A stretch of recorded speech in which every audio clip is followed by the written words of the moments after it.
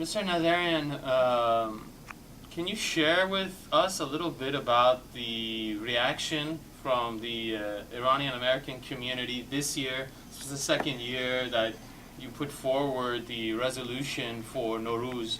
Obviously, more individuals showed up. There was quite a bit of excitement in the air.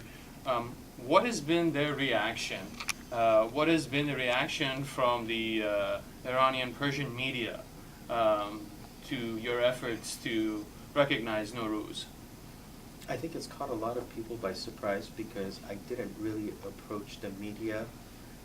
What I tried to do was at least make as many individuals as I could aware of the issue and what I was trying to accomplish and the celebration of life that I was trying to put forward. So I even reached out to various consul generals. The Israeli consul general, for example, was going to be there at our event this year, but they unfortunately couldn't be there with us, and hopefully we'll have them next year, join us next year.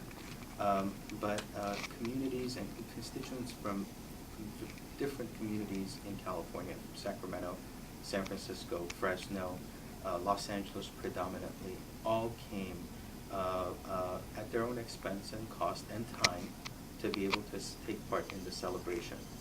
And which tells me also that this is something that's going to grow over time. But initially I didn't approach the media.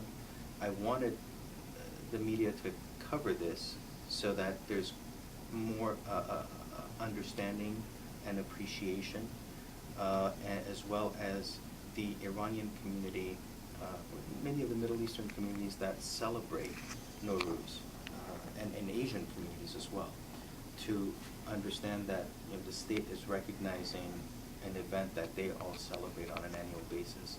So afterwards it was important for media coverage for the educational purposes. But I think this is something that's just going to grow with time and with appreciation. Sure. I'm sure you're aware in Iran today, the regime has shown a lot of opposition to average individuals wanting to celebrate Nowruz and to have joy and excitement about the holiday. Unfortunately, there have been some religious forces that have been trying to prevent people from celebrating the holiday. What message are you hoping to send to Iranians in Iran, the United States, and elsewhere in the world with this recognition of Nowruz in the assembly? Good question. First of all, and it's a complex question, but first and foremost, just given my immigrant background, given what my family has gone through, I always humor my colleagues that my family went through several revolutions and wars until we came here for 3 generations. So I hope that that's not following our family around. But my family initially was displaced and pushed out of Artsakh, Nagorno-Karabakh, because of the Turkish attacks on the city and burning down of the city in 1920.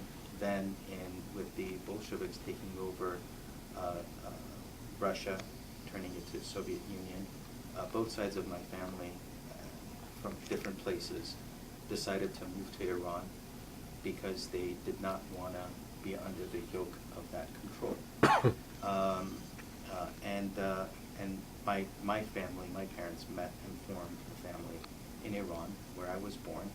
And unfortunately, years after that, because of the revolution and the war, we had to flee.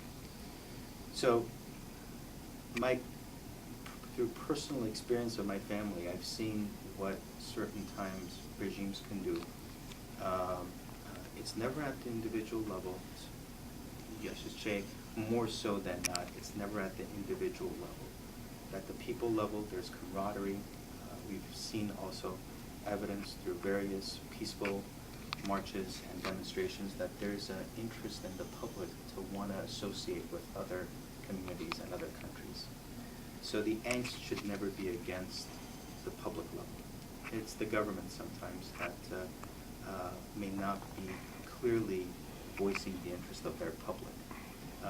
And again, the best example I can give is what happened with Russia and then Soviet Union and then now back to Russia. During the time of the Soviet Union, indigenous communities could not practice their religion.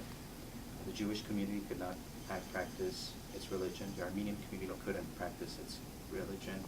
In fact, if anything, because of Stalin's divide and conquer mechanisms and thought, parts of Armenia were taken and given to other areas. And that's how we were handed the Nagorno-Karabakh conundrum, a predominantly Armenian area that has been in conflict with its neighboring Azerbaijan. Now, at the people level, my father was born in Baku.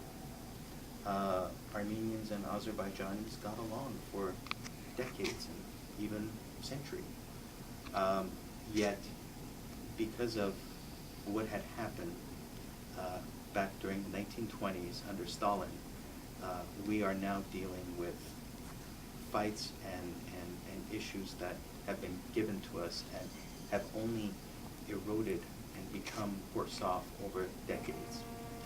So it was one way for me to also bring to light that what has happened in the past, we should make sure that we correct and move forward, and we should never view the people of countries based on the actions of governments. Because at the end of the day, I think most people want to have the same things that we enjoy: sense of security, sense of future, and hope for their kids, and opportunity as well. Thank you so much. Thank you.